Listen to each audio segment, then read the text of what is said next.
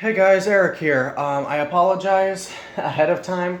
My computer broke. My laptop did break. I am unable to get the charger to work. There is battery acid stains on the charger itself.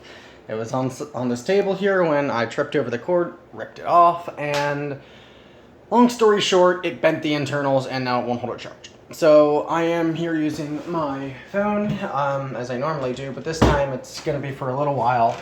It'll be all that I have to make my videos with, so bear with me until I'm able to hook up my computer and use my microphone again. I don't want to stop making videos. That's not fair to you guys. So let me kind of jump right into this one. INFJs and romance. In this video, I'm going to be discussing non-intimate romance.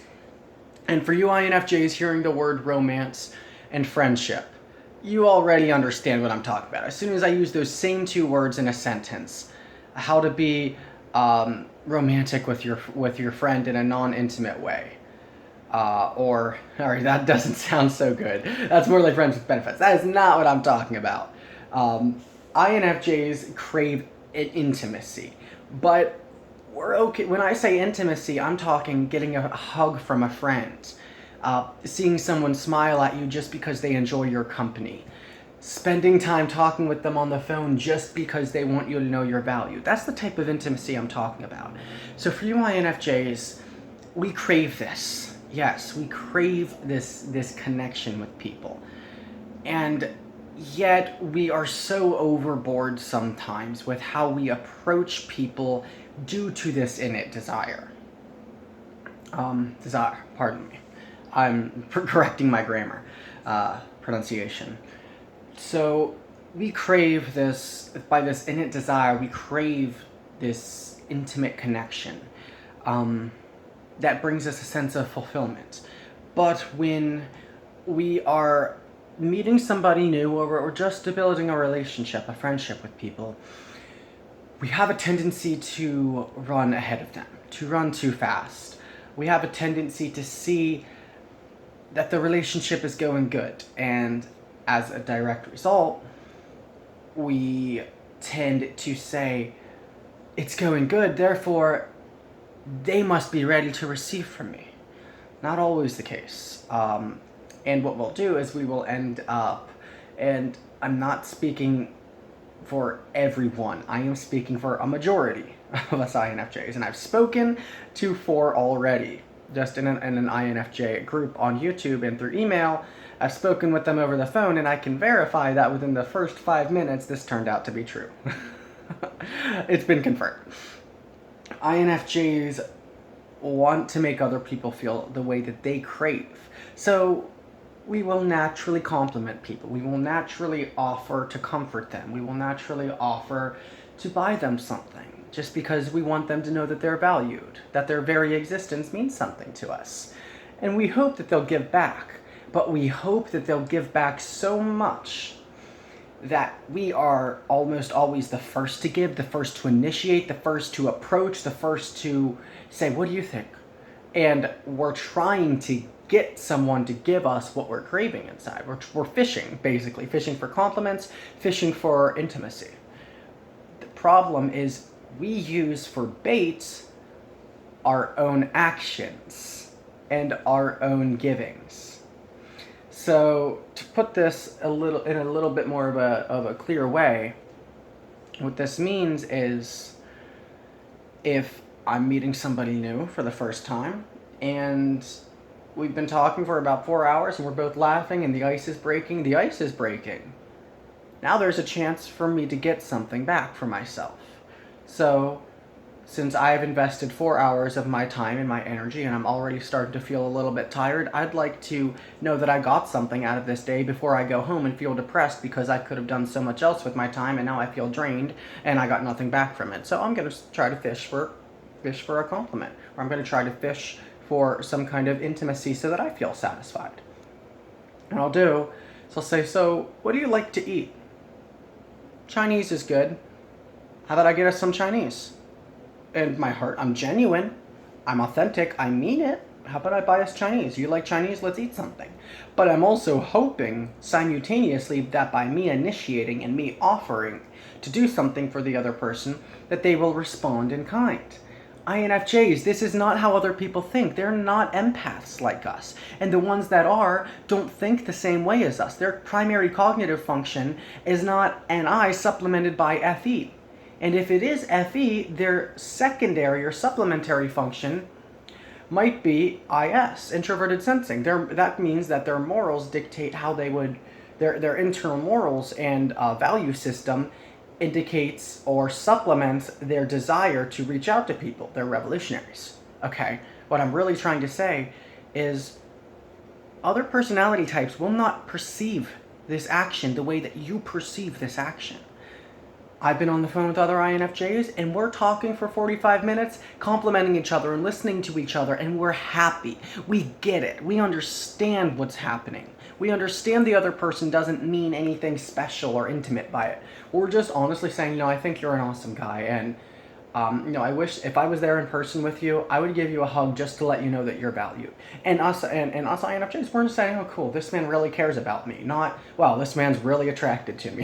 No, INFJs don't think that way. We don't think, wow, this person just offered to buy me food. They're really attracted to me. That's, we're not thinking. If I was out with my friend, he's like, so what do you like to eat? Oh, I like Chinese.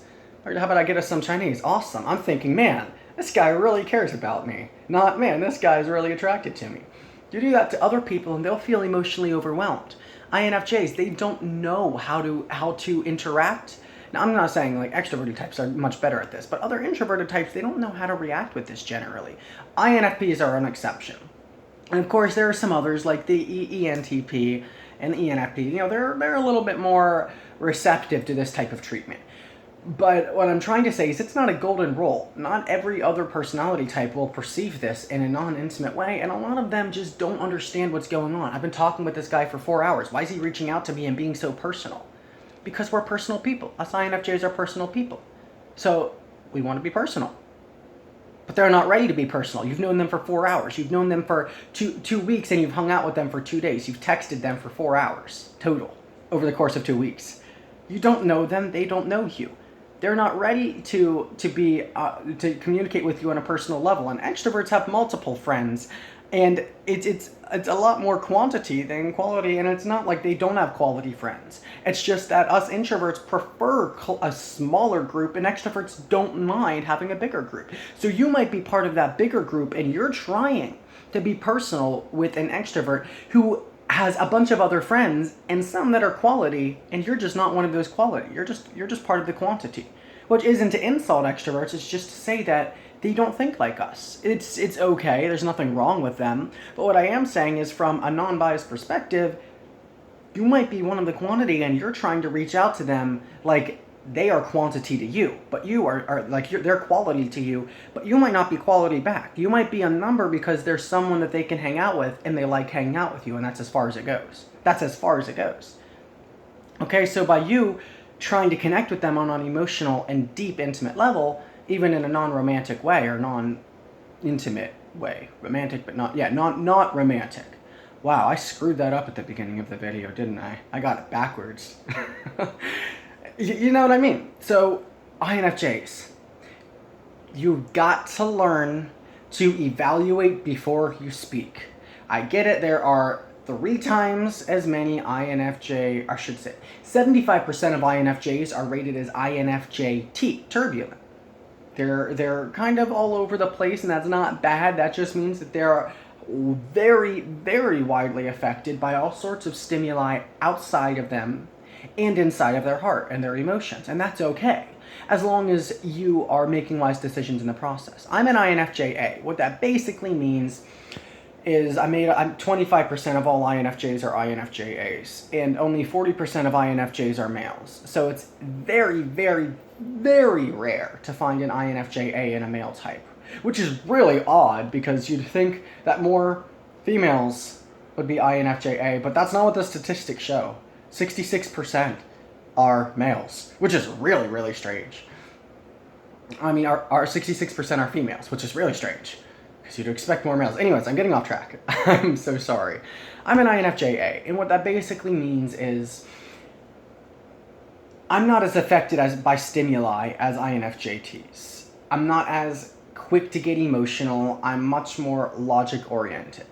I tend to rely on my TI a little bit more, and that's just because I'm an intellectual. I love chess, I love shogi, I love strategy games, I like video games. I'm constantly using my TI.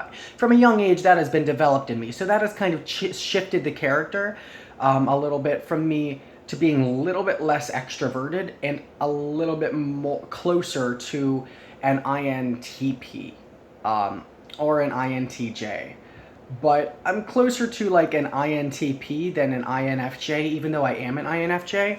I say that because using my TI to analyze my intuition a lot more makes me seem, because that means I'm spending more time in my head. Because we have NI, introverted intuition, FE, extroverted feeling, then there's TI, introverted thinking, and extroverted sensing. So since I rely on intuition, but I spend more time in my head analyzing my intuition with my TI and analyzing my emotions, I seem less extroverted. No, I'm not. Make no mistake.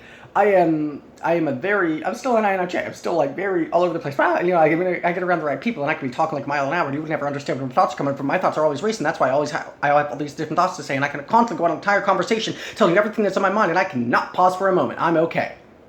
Yes, that was a complete sentence with commas and exclamation marks. All right, I'm an INFJ. I have all these thoughts in my head. I have all these different emotions, all these different things influencing my thoughts all the time. But I'm also analyzing them all the time because my TI is also very strong. Okay.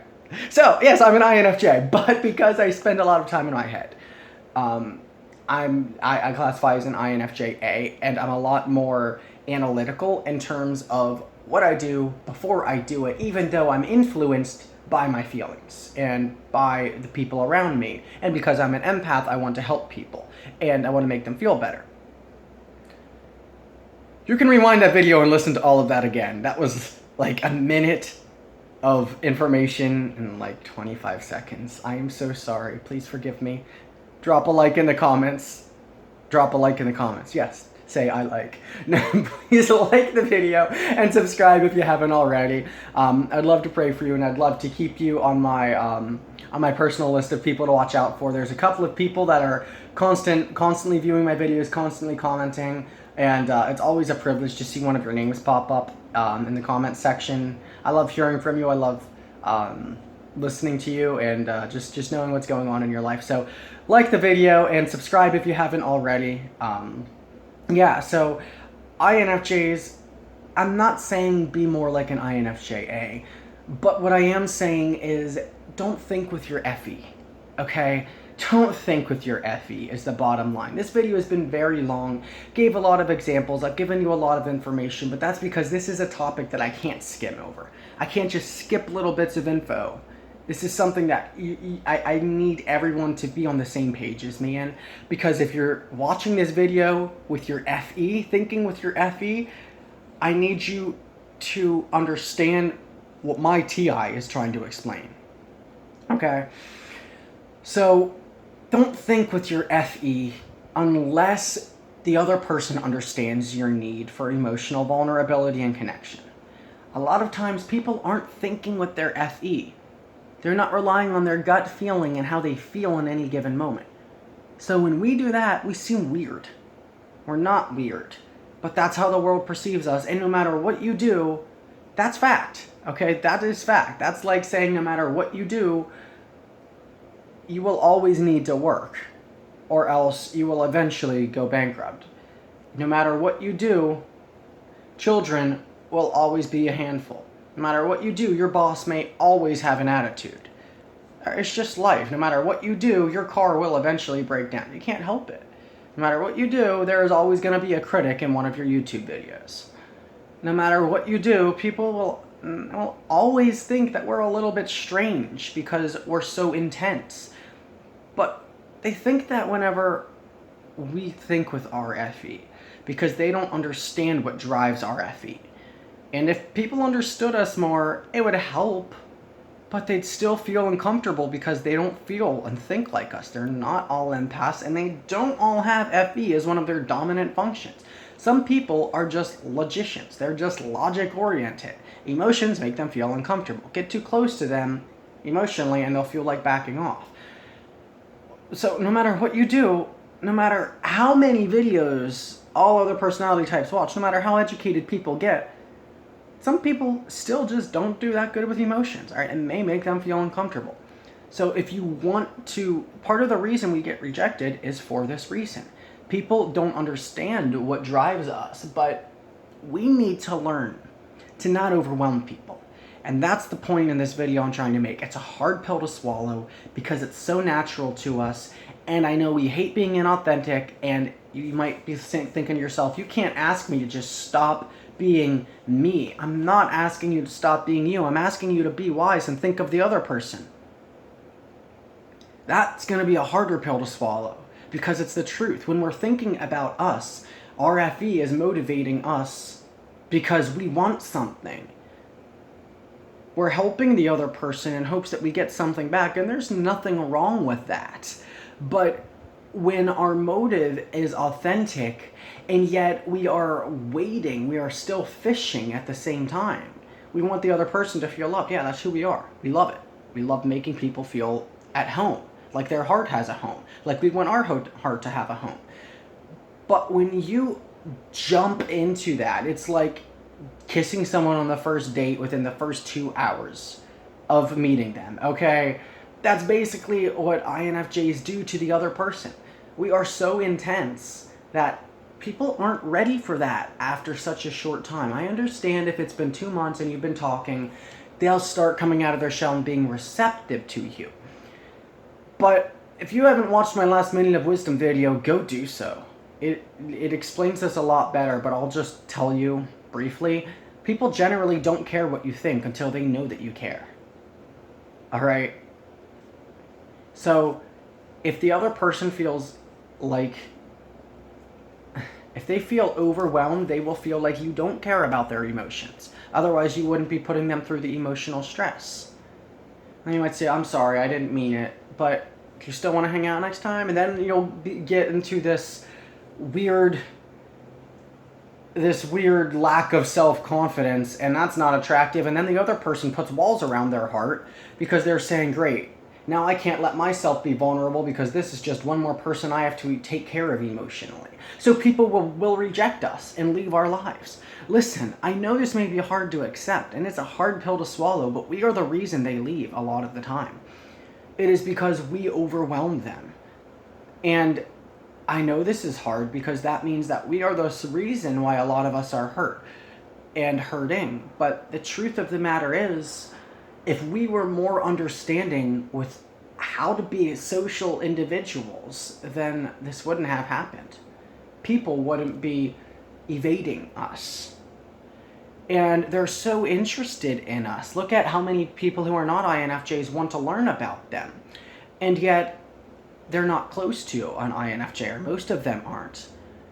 And it can be rough because it takes someone who's willing to get close to us, and it takes us being willing to let someone else come close to us and not door slam them the moment something goes wrong and you become hurt. But you're hurt because you don't understand why people are walking out on you, on us. I'll just say us because I'm an INFJ too. And it happens because of us not knowing how to not come on too strong. It's great for interviews. INFJs would make great interviewers. There's a lot of depth to us. It doesn't, the interviewer doesn't even have to examine our resume and look at our skill set to start getting a sense of who we are and what we're about. And it's great, and we interview great. At least I do.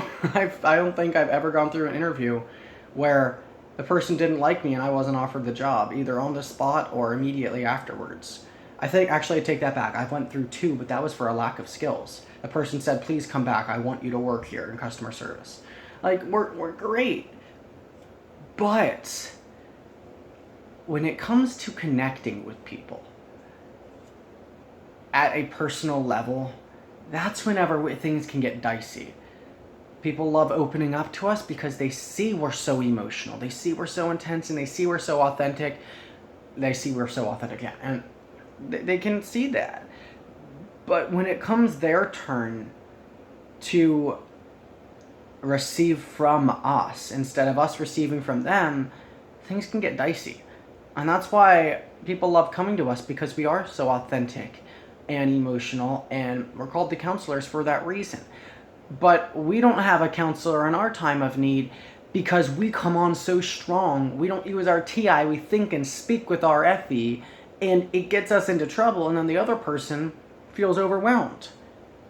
They don't know why we feel the way that we do. They don't even know what's leading up to you feeling upset and needing to talk to them. So until you can approach things in an organized way, when I say organized, organizing your thoughts, organizing your feelings, approaching people in a way where they can dissect the information and not feel overwhelmed. This is a skill, not something that can be learned. It must be acquired through experience.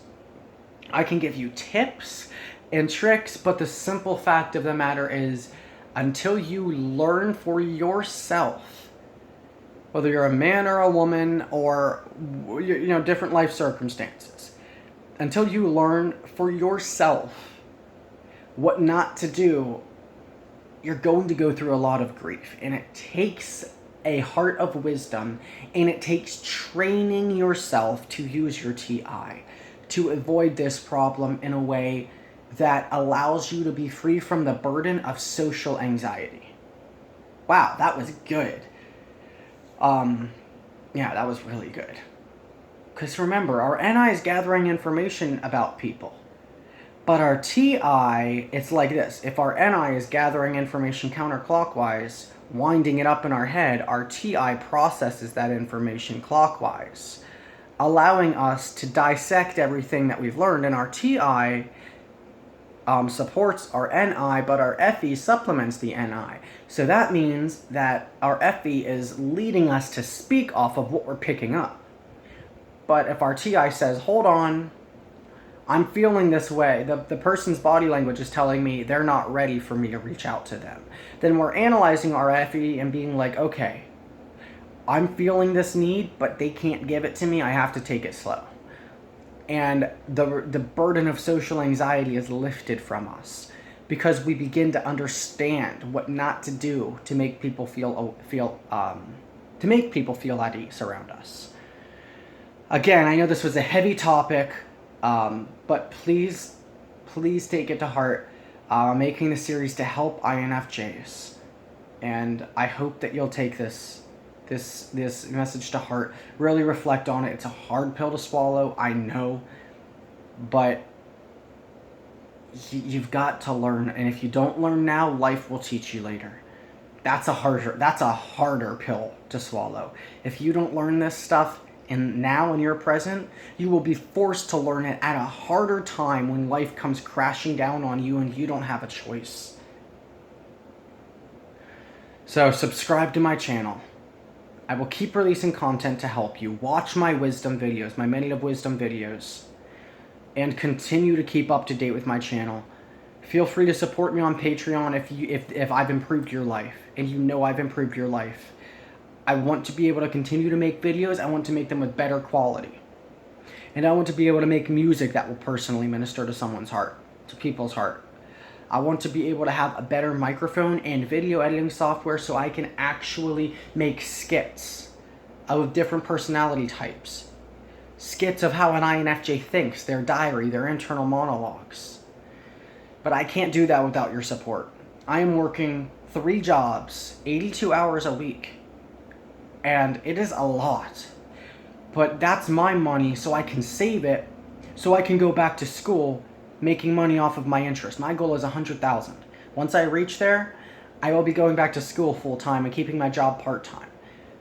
I need your support as patrons so that I can continue to release better content, greater content. And I can... More than I need your support, I need your feedback. I am tired of releasing videos and having nobody comment your thoughts. If I don't know what you need to hear, I can't make content for you. Okay? I cannot do anything for you if you're not benefiting from my videos. And if you're not benefiting, it is because you don't let me know what you need. So if you don't comment in the comments, if you don't send me a private message, I leave my Facebook in every single video link description. If you don't send me a message on Facebook privately, you don't even have to make it public. If you don't reach out to me, I can't help you. More than I need your support, I need your feedback. So please, somebody stop. Stop being so timid and just say something. I'm not going to persecute you for sharing your heart. I'm not heartless and I'm not cruel. I care about what you have to say, but you have to speak. I'm not a mind reader and I can't see you on the other side of this camera. If I could hear your voice, I could practically read your mind. I am very good at that. But I'm not hearing your voice. The most I get are likes or dislikes and I don't even know who they're from. I can't see that stuff. Okay, comment, please. Get involved in my channel. You subscribe, you come to watch my videos for your own help, but you don't actively get involved with me. How can you expect to grow as an individual if you're hiding from your very fears that control you? Overcome them and stop being so timid and shy and actually say something. Get involved. Alright, I have complete control over all comments. If someone says something nasty, it's getting deleted immediately. No drama, period. I have none of that in my videos. People have done it before, I delete it.